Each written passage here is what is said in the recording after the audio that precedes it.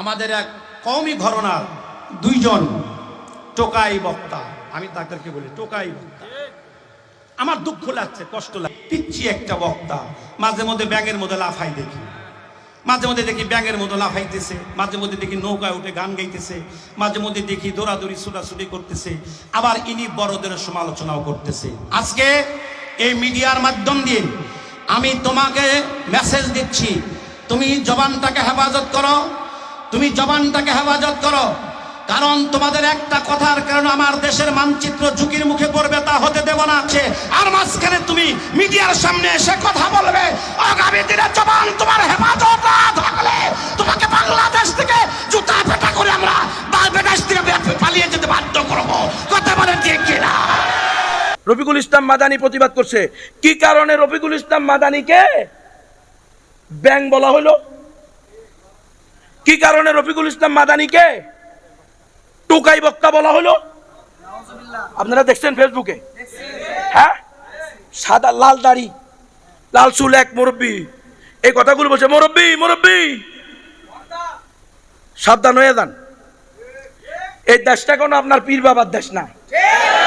আমরা আপনার পীর বাবাকে এই দেশ লিখে দিই নাই। আমরা এই দেশের ভাড়াটিয়া না। কোন পীর এই দেশের একচ্ছত্র মালিক না। সোজা হিসাব। আপনি কি কারণে রফিকুল ইসলাম মাদানীকে ব্যাং বলবেন? আপনার মতো 1000 রফিকুল ইসলাম মাদানীর ধারে কাছে যেতে পারবেন নি।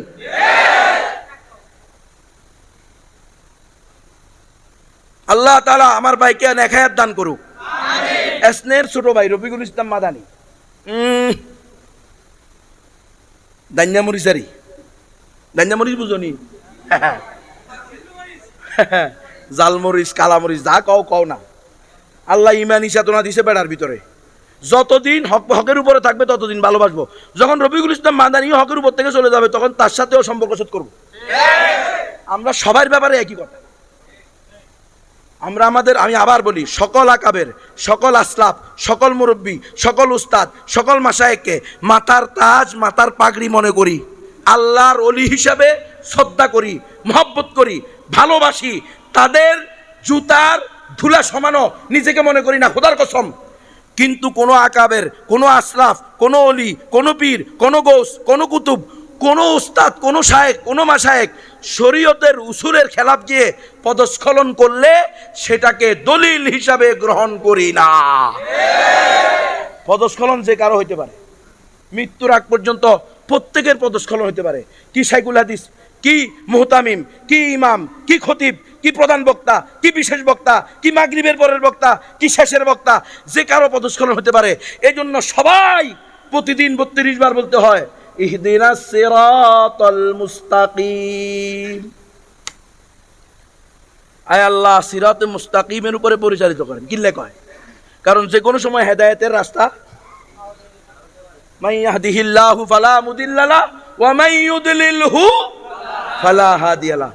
আমি আপনাদের কাছে দোয়া চাই, আল্লাহ যেন কুশ্চিন কালেও আমাকে হেদায়েতের রাস্তা থেকে বঞ্চিত না করে। আমি যদি ভুলের উপরে থাকি, আল্লাহ যেন আমাকে শুধরাইয়া দেয়। আর আমি যদি হকের উপরে থাকি, আল্লাহ যেন আমার ইমানি পাওয়ার, ইমানি কুওয়াত আরো বেশি বাড়াইয়া দেয়। আপনারা দোয়া করবেন। আমরা শাহাদাতের মৃত্যু চাই। আমরা ঘরে বসে মরতে চাই না রে ভাই। আমরা ওই হসপিটালের বেডে মরতে রাজি না। আইসিইউতে ঢুকে মরবো এই চিন্তা করি না। বোঝো নাই মনে হয়? বোর কোলে মরার চিন্তা আমরা করি না। আমরা চিন্তা করি আমরা আল্লাহর জমিনে আল্লাহর দ্বীন কায়েম করার জন্য আল্লাহর দুশমনদের সাথে আমাদের জিহাদ কিতাল চলতে থাকবে। এই অবস্থায় দুশমনরা আমাদের মৃত্যুর সময় আসলে আমাদেরকে শহীদ করে দিবে। শরীয়তের সঠিক ব্যাখ্যা দেওয়া এটা আমাদের দায়িত্ব। যেখানে অপব্যাখ্যা হবে সেটার বিরুদ্ধে আমরা কথা বলবো। রফিকুল ইসলাম মাদানীর বিরুদ্ধে যেই লোক, ওই মুরব্বী এই কাজ করছে, সারা দেশের মুসলমানদের এক দাবি স্পষ্ট, পুরা উম্মার কাছে, পুরা জাতির কাছে ওই মুরব্বীকে ক্ষমা চাইতে হবে এবং রফিকুল ইসলাম মাদানীর কাছেও ক্ষমা চাইতে হবে। আল্লাহর কাছে ক্ষমা চাইবে সবার আগে, রফিকুল ইসলাম মাদানীর কাছে ক্ষমা চাইবে, এরপরে জাতির কাছে ক্ষমা চাইবে। এই ছাড়া আমরা কখনো এই জাতির বিরোধিতা করা থেকে পিছপা হব না ইনশাআল্লাহ। খবরদার, কারো ব্যক্তিগত বিষয় নিয়ে, কার ওজন কতটুকু, কার হাইট কতটুকু, দেখেন তাকে নিয়ে টল করা হইতেছে, তার হাইট নিয়ে টল করা হইতেছে। আরে বেটা, এটা তো হলো বাতিল পন্থীদের সিস্টেম। যখন তারা হেরে যায় তখন মেয়ে লাগাইয়া দেয়, নারী লাগাইয়া দেয়, তার চরিত্রের মধ্যে কালি লাগাইয়া দেওয়ার চেষ্টা করে। তুমি তো নিজেকে আলেম দাবি করো, তুমি তো নিজেকে পীর দাবি করো, তুমি তো নিজেকে একটা আদর্শ দলের সদস্য দাবি করো, তুমি কিভাবে রফিকুল ইসলাম মাদারীকে আল্লাহ প্রদত্ত তার স্বাস্থ্যের অবস্থায় আল্লাহ তাকে এইভাবে বানাইছে? আলহামদুলিল্লাহ সে হকপন্থী আলেম। আর বেটা এই ধরনের প্রতিবন্ধীরা ভিক্ষা করে খায়, চুরি করে খায়, টেন্ডারবাজি করে খায়, বিভিন্ন ধরনের নাটক করে খায়, খায় কি খায় না? কিন্তু আল্লাহ তাকে হাফেজ বানাইছে, আলেম বানাইছে, আলহামদুলিল্লাহ। তার ভিতরে ইমানি গায়রত আছে, দালালি করতে সে রাজি না, প্রয়োজনে কল্লা দিয়ে দিবে, কিন্তু কল্লা নোয়াবে না ইনশাআল্লাহ। আমি যতটুকু তার ব্যাপারে জানি, তার বিরুদ্ধে আজকে এই কথাগুলো বলা হয়েছে। আমাদেরকে বলা এগুলো ওয়াজে বলেন কেন? ওয়াজে কিন্তু আমরা এগুলো শুরু করি নাই, এগুলো যারা শুরু করছে তাদেরকে থামান, তাদেরকে থামান। ফরিদউদ্দিন মাসুদ আল্লামা হতে পারে না। ফরিদউদ্দিন মাসুদ আল্লামা সাঈদের মৃত্যুদণ্ড চাইছে, সে কখনো আমাদের কাছে আদর্শ হতে পারে না। ফরিদউদ্দিন মাসুদ 1 লক্ষ মুফতির ফতোয়ার মাধ্যমে জিহাদের বিধানের বিরুদ্ধে দাঁড়িয়েছে, এজন্য তাকে আমরা আল্লামা মানব না। আপনারা যারা তাকে আদর্শ বানাইছেন ফিরে আসতে হবে, তার লেসপেন্সারি বন্ধ করতে হবে, তাহলে আমরাও আমাদের প্রতিহত করা, আপনাদের প্রতিবাদ করা বন্ধ করব। আল্লাহ তাআলা পুরা জাতিকে বুঝার তৌফিক দান করেন। আবার বলি, গণতন্ত্রের দিন শেষ, গণতন্ত্রের দিন শেষ, পুরা জাতিকে এটা বুঝাইতে হবে। এটা একদিনে হবে না।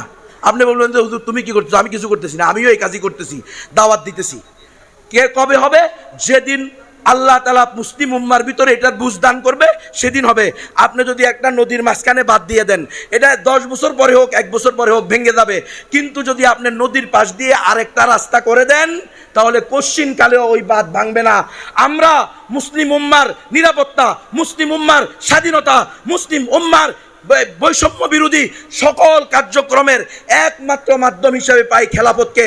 আজকে আমাদের খেলাফতকে 100 বছর আগে ছিনিয়ে নিয়ে আমাদেরকে বাই ক্যানেল করে দিছে, বাই রোড করে দিছে, পাশ দিয়ে খাল করে দিয়েছে এই গণতন্ত্র।